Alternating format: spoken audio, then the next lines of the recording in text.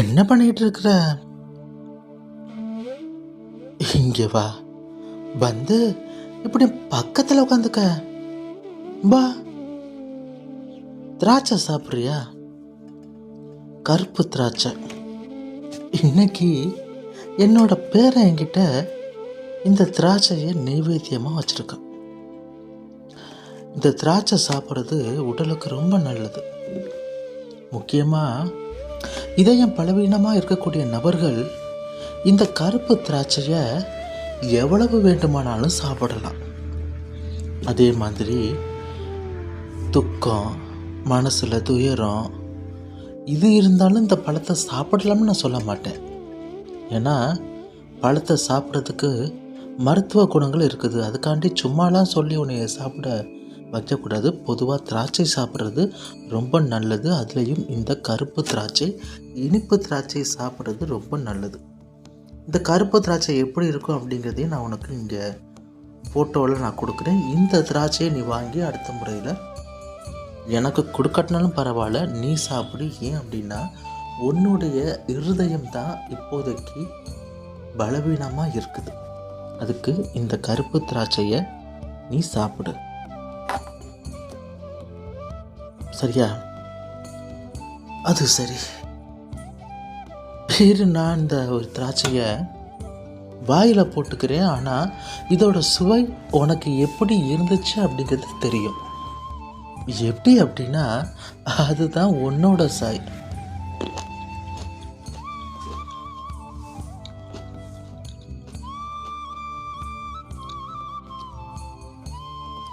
உனக்கு ஒரு விஷயம் தெரியுமா? பொதுவாக நாம் சாப்பிடும் பொழுது இந்த நாக்கு என்ன பண்ணுது அப்படின்னா இந்த உணவெல்லாம் இந்த பல்லுக்கு தள்ளுது. ஒரு உணவை நம்ம சாப்பிட்றோம் அப்படின்னா அந்த நாக்கு என்ன பண்ணுது அப்படின்னா உணவை எல்லாம் பல்லு பக்கம் தள்ளுது. நீ பாரு, அவ்வளோ பெரிய கடினமான ஒரு உணவாக இருந்தாலும் நம்மளுடைய பல்லு அதை நல்லா நை நச்சு அதை உடச்சி அதை மாவாக ஆக்கி அதுக்கப்புறம்தான் அது உள்ளே போகுது. நம்ம சாப்பிடக்கூடிய உணவு என்ன பண்ணுது? பல்லுக்கு இந்த நாக்கு தள்ளுது. தள்ளும் பொழுது அவ்வளவு ஆக்ரோஷமாக செயல்படக்கூடிய அந்த பல்லில் அந்த நாக்கு சிக்காமல் தள்ளுது. இது நாக்குடைய குணங்கள். அப்படி இருந்தும் நீ நினைக்கிற மாதிரி நாக்கு சில நேரங்களில் அந்த பல்லுக்கிட்ட சிக்கி தான் தவிக்குது. என்ன பண்ணுறது சொல்லு?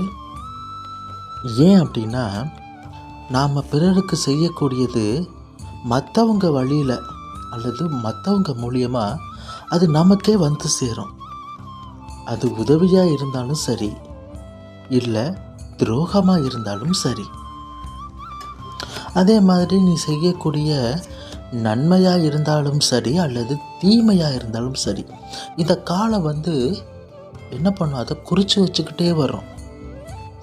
நமக்கு எப்போ சரியான நேரம் வருதோ அதை அப்போ நமக்கே திருப்பி கொடுத்துரும். கர்மானா என்ன? கர்மாவுடைய காரணம் மற்றும் உலகளாவிய விதி. நீ விதைச்சதை நீ தான் அறுவடை செய்வ. நீ நல்ல விஷயங்களை விதைச்சா நல்ல விஷயங்களை அறுவடை செய்வ. நீ கெடுதலை விதைச்சா நீ கெடுதலை தான் அறுவடை செய்வ. இதுதான் கர்மா.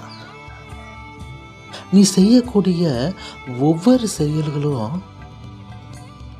உன்னுடைய நிழல் போல உன்னைய ஃபாலோ பண்ணிக்கிட்டே இருக்கும்.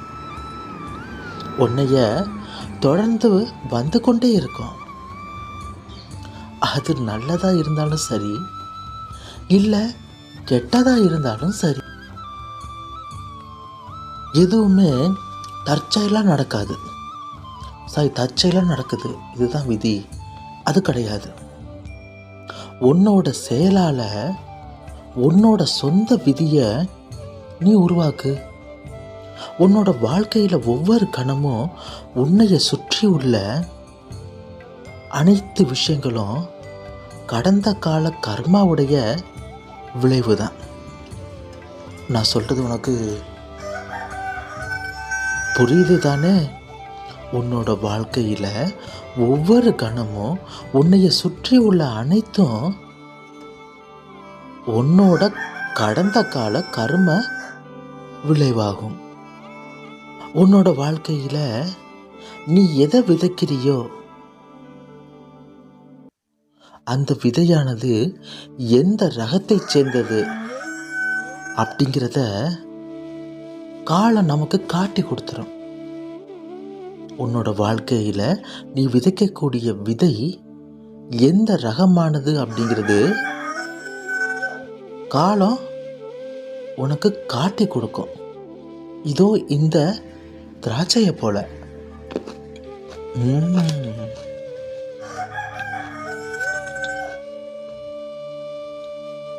உனக்கு முன்னாடி ஒரு நெருப்பு ஒன்று எரியுது.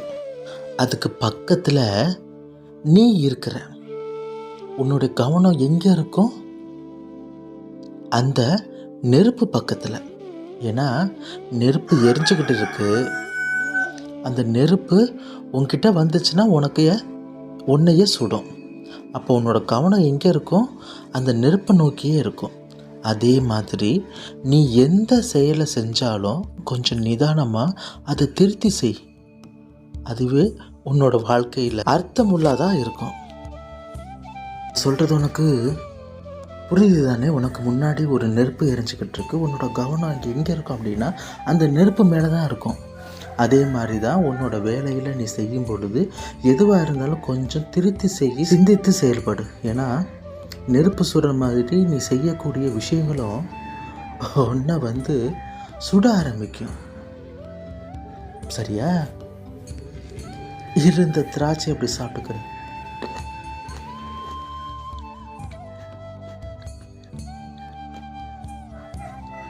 அதே மாதிரி ஒன்னொன்று சொல்லிக்கிறேன்.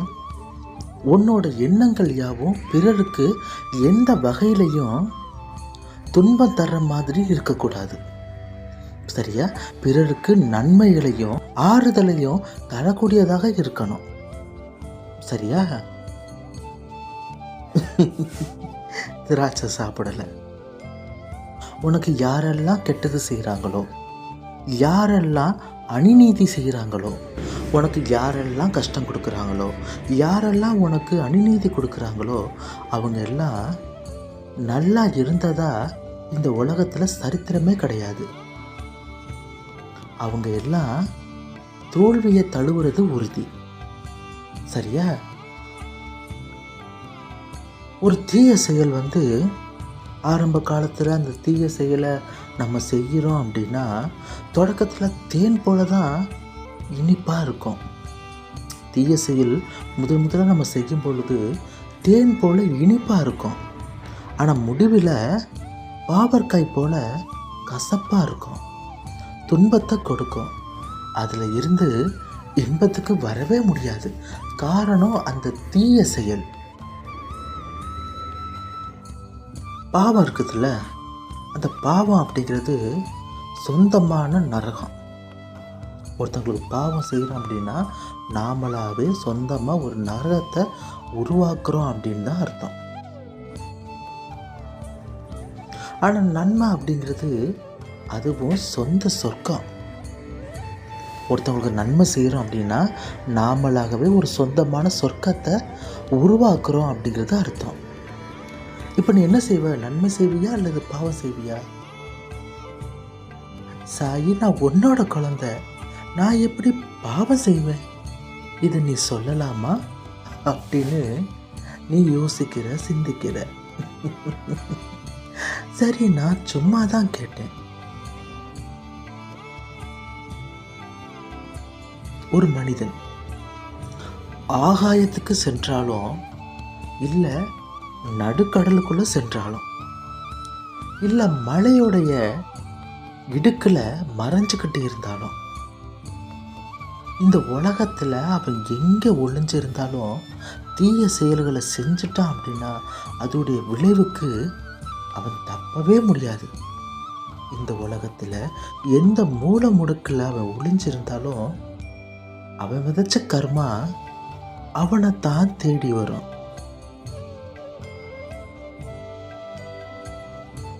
வாழ்க்கைக்காகட்டும் இல்லை மரணத்துக்காகட்டும் காரணம் இருக்குது. காரணம் இல்லாமல் இங்கே எதுவுமே நிகழ்வதே இல்லை.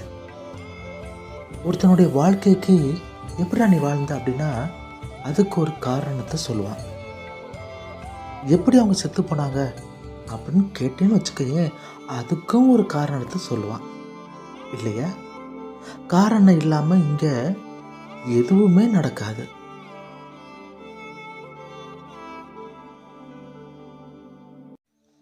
விதையோ இல்லை வினையோ எதுவா வேணாலும் இருக்கட்டும், அவன் விதைச்சானோ அல்லது வினை அறுத்தானோ எதுவா வேணா இருக்கட்டும், ஆனால் அதை யாரு விதைச்சாங்களோ அதற்கான பலன் நிச்சயமாக இருக்கு. அதற்கான பலன் நிச்சயமாக இருக்குது.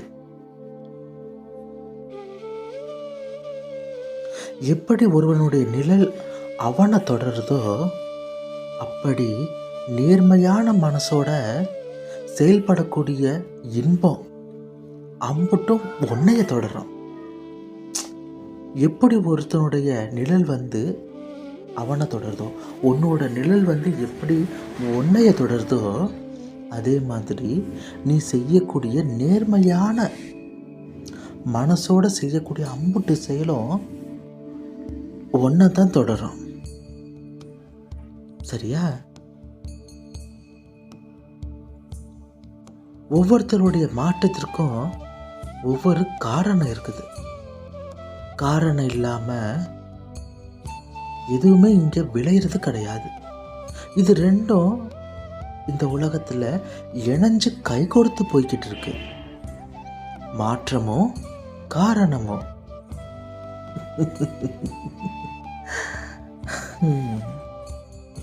உன்னோட மகிழ்ச்சிக்கும் துன்பத்திற்கும் வெற்றிக்கும் தோல்விக்கும் நீ மட்டும்தான் காரணம்.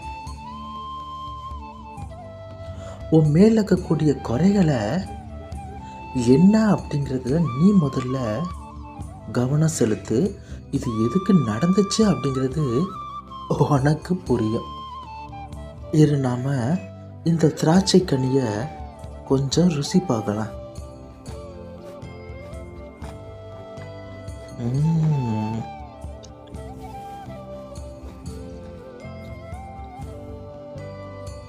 எப்படி இருக்கு? திராட்சையை கேட்கல, நான் சொல்லிட்டு வந்த கதையை கேட்குறேன். உன்னோட கவனம் செயல்பாடுல இருக்கணுமே தவிர உணவுல இருக்கக்கூடாது. சரியா? நல்ல வழியில் நிர்வகிக்கப்பட்ட மனம், நம்மளுடைய மனசு மனிதனை வந்து செம்மைப்படுத்தும், நல்ல வலு கொடுக்கும். அதனால் வரக்கூடிய அம்புட்டு நன்மையும் எல்லையற்றது. ஏன்னா நல்ல வழியில் தானே வருது இல்லை? தூய்மையான சிந்தனை செயல், இது வந்து ஒருவனை தொடர்ந்து வரக்கூடிய நிலவு மாதிரி என்னைக்கும் ஆனந்தத்தை தான் தரும். ஒரு வளர்பிறையில் அல்லது பௌர்ணமி நாட்களில் ஒரு 7 மணி 8 மணிக்கு போய் நின்று வாசலில் இருந்து இப்படி போ அப்படி போ, அந்த நிலா அந்த முழுமதி என்ன பண்ணும்? உன் கூடவே வரும். நீ எங்கே போனாலும் வரும். அது கூட நீ கண்ணொழிஞ்சு விளையாடலாம், ஆனால் அது உன்னை ஈஸியாக கண்டுபிடிச்சிடும். அதே நிலா ஒரு நாள் இருளுக்குள்ளே மூழ்கிடும். அதாவது அதுக்கா போய் ஒளிஞ்சுக்கிறோம், நீ அதை கண்டுபிடிப்ப. அப்போ உன்னால் கண்டுபிடிக்க முடியுமா? முடியாது இல்லையா? அதே மாதிரி தான் தூய்மையான சிந்தனைகளும் செயல்களும் உன்னைய தொடர்ந்து வரக்கூடிய நிலவை போல அது என்னைக்கும் ஆனந்த தரும். நீ செய்யக்கூடிய கெட்ட காரியம், தீய செயல், இது எல்லாம் அமாவாசை அன்னைக்கு நீ நிலவை தேடுற மாதிரி கண்டே பிடிக்க முடியாது. துயரமும் துக்கமும் மட்டும்தான் உனக்கு. ஒருத்தர் மேல அக்கறை இல்லாமல் செய்யக்கூடிய எந்த ஒரு செயலும் எந்த ஒரு பயனும் கிடையாது. உன்னோட வாழ்க்கையில் உண்டாகக்கூடிய நன்மைக்கும் தீமைக்கும் அவரவர் செய்யக்கூடிய செயல்களே காரணம். துன்பத்தை நீ ஒழிக்கணும் அப்படின்னா உன்னோட மனசை தூய்மையுடைய வச்சுக்க. அதே மாதிரி பாவச் செயலில் என்னைக்கு நீ மறந்தும் கூட ஈடுபற்றாத. அது பழுத்து பயன் விளைவிக்கும் பொழுது அதை தாங்க முடியாத வேதனையா உண்டாகும். மரத்தில் காய்ச்சிச்சு அந்த பழத்தை நம்ம கையில் விழுந்தா ஒன்றாகாது. அதுவே ஒரு இரும்பு பழுத்து நம்ம கையில் விழுந்தா என்ன ஆகும் சொல்லு? மரத்தில் காய்த்து பழுக்கக்கூடிய ஒரு கனி உன்னுடைய கைகளில் விழுந்தா அது ஒன்றும் ஆகாது, நன்மை. அதே தருணத்தில் இரும்பு நெருப்பால் பழுத்து அது உன்னோட கையில் வந்து விழுந்தா அந்த வேதனையை சத்தியமாக தாங்கவே முடியாது. கவனத்தோட சிந்தித்து செயல்படு. பொய், களவு, சூது, வாது இது மாதிரியான விஷயங்கள் தொடக்கத்தில் உனக்கு நன்மையை கொடுத்தாலும் முடிவில் அது தீமையே அளிக்கும். உங்ககிட்ட ஒரு பழக்கம் இருக்குது. என்ன அப்படின்னா, நான் சொல்கிறேனே, அது ஒன்றைன்னு சொல்லாமல் நான் பொதுவாக சொல்கிறேன். மற்றவங்களை அழிக்கணும் அப்படிங்கிற எண்ணத்தை நீ கையில் எடுத்து வைக்கக்கூடிய ஒவ்வொரு அடியும் உன்னோட மரண நேரத்தை உன்னோட கைகளால் குறிப்பதற்கு சமம். புரியுதா? அடுத்தவங்க சாகணும் சார், எனக்கு இவன் கெடுதல் பண்ணியிருக்கான், இவன் சாகணும், எனக்கு இவன் தீங்காத கெடுதல் பண்ணியிருக்கான், இவன் சாகணும்னு சில விஷயங்களை சில நாட்களாக நீ வந்து என்கிட்ட சொல்கிறேல்ல, அப்படி சொல்லக்கூடிய அந்த நிகழ்வானது உன்னோட மரணத்தை நீ குறிக்கக்கூடிய நேரத்துக்கு சமம். ஒருபோதும் மறக்காத. இதுக்கு முன்னாடி நான் இவ்வளோ விஷயங்களை இதுக்கு தான் சொல்லிட்டு வந்தேன். யார் எதை விதைக்கிறானோ அதையே அறுவடை செய்வான். பொறுத்துரு. உன்னைய கஷ்டப்படுத்தி ஒருத்தன் ஆனந்தத்தில் இருந்தால இப்போ அவன் கஷ்டத்தில் பட போகிறான், நீ ஆனந்தப்படு. அதை விட்டுட்டு என்கிட்ட வந்து எப்போ சாவான்னு கேட்காத. அப்படி கேட்குற ஒவ்வொரு நிமிஷமும் உன்னோட மரண நேரத்தை உன் கையால் குறிக்கிறதுக்கு சமமாக இருக்குது. சரியா? இன்னொரு விஷயம், மற்றவங்களுக்கு தீமை செய்யும் பொழுது ஒரு விஷயத்தை நீ உன்னோட நினைவில் வச்சுக்க. நாளைய துன்பத்தை இன்னைக்கே நீ விதைத்து கொண்டிருக்கிறாய் அப்படிங்கிறது. மற்றவங்களுக்கு நீ தீமை கெடுதல் செய்யும் பொழுது உனக்கு ஒருத்தன் செய்கிறா, அதே அவனுக்கு நீ செஞ்ச அப்படின்னா அது தவறு கிடையாது. உன்னைய ஒருத்தையும் அழிக்க வரான், உன்னைய ஒருத்தையும் அருவா எடுத்துக்கிட்டு வெட்டுறதுக்கு வரான். அப்போ அந்த அருவாவை வாங்கி அவனை வெட்டுறது தவறு கிடையாது. ஏன்னா அவனை விட்டுட்டா அப்படின்னா அவன் உன்னை வெட்டிடுவான். அதே தருணத்தில் சும்மா ஒருத்தன் இருக்கிறான், அவனை போய் நீ அருவா எடுத்து வெட்டினா அப்போ நாளைக்கு உனக்கும் இதே விதி தான் நடக்கும். உன்னை அடிக்க வரணும்னு நீ அடிக்கிறது தப்பு கிடையாது.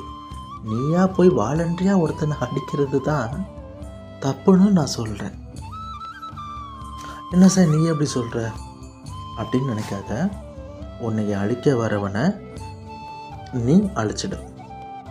அது எப்படி அழிக்கணும் அப்படிங்கிறத உனக்கு இன்னொரு நாள் நான் சொல்கிறேன். அரக்கங்களாக அழிக்கிறது தப்பு கிடையாது. அதே தருணத்தில் தேவர்களை அழிக்கிறது தவறு. இதைத்தான் நான் உனக்கு சொல்ல வரேன்.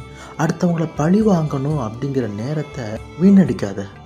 ஏன்னா உன்னைய யாரெல்லாம் காயப்படுத்துனாங்களோ இறுதியில் உன்னோட கர்மாவை அவங்க தான் சுமப்பாங்க. சரியா? கர்மா அப்படிங்கிறது பிரபஞ்சத்தின் வழி. இந்த பிரபஞ்சத்தில் நாம் எதை செஞ்சாலும் அது நமக்கே திருப்பி வந்து சேரும். இதை யாராலையும் மாற்றவும் முடியாது, மறக்கவும் முடியாது. சரியா? கர்மா அப்படிங்கிறது நிச்சயமான ஒன்று. நீங்கள் யாருக்கு எதை செஞ்சாலும் அல்லது நீ யாருக்கு எதை செஞ்சாலும் அது டபுளாக திரும்ப கிடைக்கும். அது நன்மையாக இருந்தாலும் சரி, இல்லை தீமையாக இருந்தாலும் சரி. ஒருத்தவங்களுக்கு பசியில் நீ உணவளிச்ச அப்படின்னா அது டபுளாக உனக்கு காசு பணத்தோட செல்வமாக சேரும். ஒருத்தருக்கு நீ தீமையை கொடுத்த அப்படின்னா அது உனக்கு டபுளாக அந்த தீமையோடு சேர்த்து உன்னோட மரணத்தையும் கொடுக்கும். சரியா? கர்மா அப்படிங்கிறது நிச்சயமான ஒன்று, இதை தவிர்க்கவே முடியாது. நீ யாருக்கு எதை செஞ்சாலும் அது டபுளாக உனக்கு கிடைக்கும், இரட்டிப்பாக உனக்கு கிடைக்கும். மற்றவங்களை யார் காயப்படுத்துகிறாங்களோ, உன்னைய சொல்லலை, மற்றவங்களை யார் காயப்படுத்துகிறாங்களோ அவர்களும் காயப்படுவார்கள். அதுக்கு பேர் தான் கெட்ட கர்மா அப்படின்னு சொல்கிறது.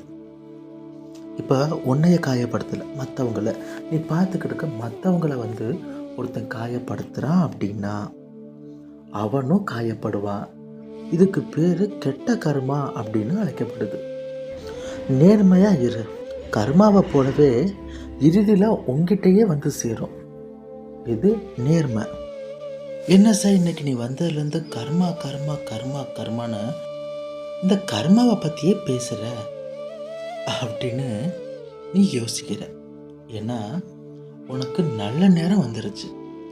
இந்த நல்ல நேரத்தில் சில பல கெட்ட விஷயங்களும் உன்னை அறியாமலேயே நடக்க வாய்ப்பு இருக்கு. அதுக்கு தான் நான் உனக்கு இந்த கர்மாவை பற்றி சொல்கிறேன். இந்த கர்மாவை பற்றி இதை நீ உன்னோட மனசில் போட்டு பூட்டி வச்சுட்ட அப்படின்னா இந்த நல்ல நேரத்துலையும் நீ செய்யக்கூடிய சின்ன சின்ன தவறுகள் அதில் இருந்து நீ விலகி போகிறதுக்கு இது 100 மடங்கு உனக்கு வழி கொடுக்கும். சரியா? இறுதியாக இந்த திராட்சையை நீயும் சாப்பிடு, நானும் சாப்பிட்றேன். நான் சாப்பிட்டுக்கிட்டு இருக்கேன்ல, அப்போ சுவை உனக்கு தெரியுது தானே? இந்த பழம் எப்படி இருக்குது அப்படிங்கிறது. இந்த பழம் கருப்பாக இருக்கும், நீளமாக இருக்கும், 1 இன்ச்சு இல்லை 1.25 இன்ச்சுக்கு நீளமாக இருக்கும். பச்சை திராட்சை பார்த்துருக்கேல, அதே மாதிரி கருப்பு திராட்சை. சரியா? எப்படி இருந்துச்சு? கதையை கேட்குறியா இல்லை பழத்தை கேட்குறியா அப்படின்னு தானே யோசிக்கிற? ரெண்டையுமே தான் கேட்குறேன்.